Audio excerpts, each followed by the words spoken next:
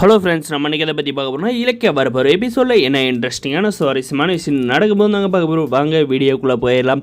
நம்மளுடைய இலக்கியா, ஜானகி, கௌதம் 3 பேருமே ரொம்பவுமே கவலையில் உட்காந்துட்டு இருக்காங்க. அந்த டைம் பார்த்திங்கன்னா அண்ணி வாங்க சாப்பிட்லாம், எல்லாருக்கும் போயிட்டு சாப்பாடு எடுத்துகிட்டு வாங்க அப்படின்ற மாதிரி இந்த பைரியை சொல்கிறாங்க. நான் இவ்வளோ கஷ்டத்தில் இருக்குது, நீ சாப்பாட்டை பற்றி நினைக்கிறேன், உனக்கு தேவைன்னா நீயே போயிட்டு சமைச்சு சாப்பிட்டுவா அப்படின்ற மாதிரி நம்மளுடைய கௌதம் சார் சொல்கிறாங்க. நம்ம ஜானகி பார்த்திங்கன்னா எதுவுமே பேசாத இருக்காங்க. நாங்கள் இருக்கிற கவலையில் அது ஒன்று தான் குறையா அப்படின்ற மாதிரி மட்டும் சொல்கிறாங்க.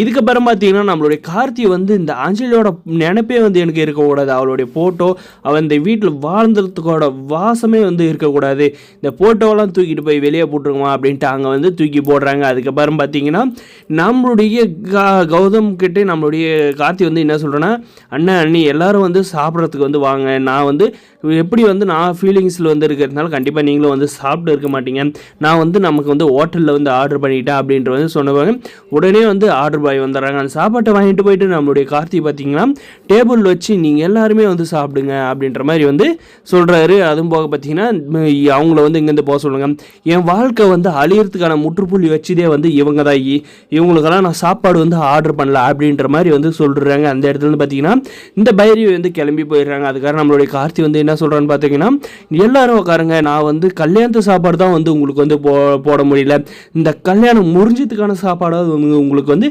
என் கையால் பரிமாறணும் அப்படின்ட்டு ஆசைப்படுறேன் அப்படின்னு சொல்லிட்டு நம்முடைய கார்த்தி சாரே எல்லாருக்கும் சாப்பாடெல்லாம் பரிமாறிட்டு பார்த்தீங்கன்னா அதுக்கப்புறம் நம்மளுடைய கார்த்தி சார் நீங்கள் சாப்பிடுங்க அப்படின்ற மாதிரி சொல்கிறாங்க. நம்ம ஜானகி பார்த்தீங்கன்னா கௌதம் பாரு அப்படின்றது பற்றி கார்த்தி வக்காரு அப்படின்னு சொல்லிட்டு நம்மளுடைய கார்த்திக் சாருக்கு நம்மளுடைய கௌதம் சார் பரிமாறுறாரு. அப்போ பார்த்தீங்கன்னா நம்மளுடைய கார்த்தி சார் ஒரு வாய் கூட சாப்பிடாத இந்த அஞ்சலி பண்ணிட்டு போன துரோகத்தெல்லாம் நினைச்சு ரொம்பவுமே ஃபீல் பண்ணி அழுறாருங்க. நம்மளுடைய ஜானியமா நம்மளுடைய கௌதம் பார்த்தீங்கன்னா விடுறா, அதெல்லாம் ஒன்றும் இல்லை, போய் தொலைஞ்சது நல்லதா அப்படின்றாங்க.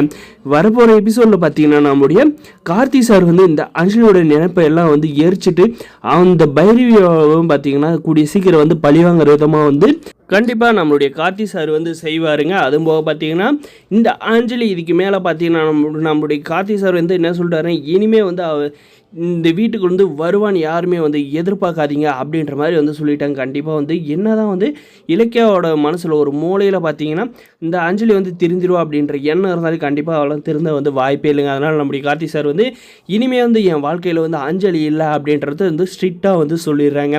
இது நம்மளுடைய கௌதம் சார் பார்த்தீங்கன்னா கார்த்தி சொல்கிறது தான் கரெக்ட் இல்லைக்கா, நீ தேவையில்லாத பேசிகிட்டு இருக்காத அப்படின்ற மாதிரி சொல்லிடுறாங்க. வரப்போகிற எபிசோடில் நம்மளுடைய கௌதம் கார்த்திக் எல்லாரும் பார்த்தீங்கன்னா இனிமேல் சந்தோஷமாக வாழ்வாங்க அப்படின்னு நினைக்கிறேன். இந்த வீடியோக்கு லைக் பண்ணுங்கள், மறக்காம சப்ஸ்கிரைப் பண்ணுங்கள். தேங்க்ஸ் ஃபார் வாட்சிங்.